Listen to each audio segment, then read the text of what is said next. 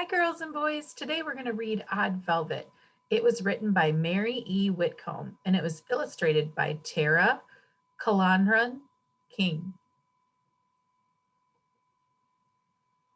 On the first day of school, Velvet's classmates brought their teacher cinnamon tea, lace handkerchiefs, and heart-shaped boxes of potpourri. Velvet handed her teacher an egg carton filled with 7 rocks, her favorite red shoelaces, and half a sparrow's egg. Velvet was odd. At lunchtime, Velvet not only carried a used brown paper bag, but inside of it were things like carrots and a butter sandwich, and she ate them. At recess, a few of the girls noticed that Velvet was not wearing a new dress, even though it was the beginning of the school year. Where did she come from? They wondered out loud. All of this strangeness did not stop after the first day of school. In fact, it got worse. Velvet brought in Milkweed Pod for show and tell. Luckily, 3 of the other girls brought in a talking doll, a wedding doll, and a crying doll and saved the day. Velvet's nose was freckled. She had a pack of only 8 crayons, and her sweater once belonged to her older sister. Nothing was right about odd Velvet. Although everyone was polite to her, no one was silly enough to pick Velvet for a partner play or to walk home with after school. No one wanted to be different the way that Velvet was different. On the day of the school field trip, the children were laughing and calling out each other by their nicknames, and someone called out, "What's your nickname, Velvet?" It got quiet as Velvet looked around. "I don't have one," she said, "but my father told me that on the day I was born, the sun was just rising over the mountains, and outside it looked as though the world had been covered with a blanket of smooth, soft lavender velvet." A few of the boys let out a giggle, but mostly the bus fell quiet. For a moment, everyone was thinking how beautiful that morning must have been, the day Velvet was born. The following week at school, there was a drawing contest.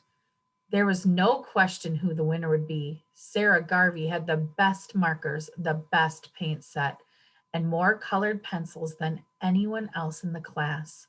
When the day arrived to announce the winner, the children let Sarah sit up front. No one was more surprised than she was when the teacher called out Velvet's name. Velvet had drawn an apple. "It was just a piece of fruit," Sarah protested. Everyone stared at the picture. "It looks so real. I would like to eat it," someone said. "It seems like you could pick it up," another child added. Sure enough, with just her 8 crayons, Velvet had drawn the most beautiful apple the children had ever seen. Little by little, the things that Velvet said and the things that Velvet did began to make sense. The teacher had Velvet speak for 2 whole days about her rock collection. She even had ashes from a real volcano.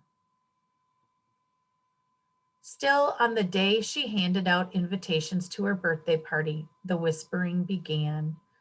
"I bet her house is old and dark," Sarah said. The thought of going to Velvet's house made everyone feel a little uneasy. Velvet lived in a tiny house at the end of a long road. There was no jungle gym or tetherball, just a tall swing hanging from a big old tree. At the door, Velvet's mom and dad politely asked the children in. There were no birthday magicians or wizards, not even a clown, but they got to turn Velvet's room into a castle. The royal subjects painted their faces and put glitter in their hair, and they jumped off the bed into a big blue blanket moat. Velvet's sister made each of them golden crowns with colored jewels. They took turns wearing Velvet's royal cloak, which used to be a bed cover. They played cards and shot marbles. Velvet even showed them how to draw beautiful apples. On the last day of school, Velvet's classmates brought their teacher handfuls of flowers. cards that they had made, and an impressive collection of nice-looking rocks. Velvet was different, but maybe she wasn't so odd after all. Thanks for watching.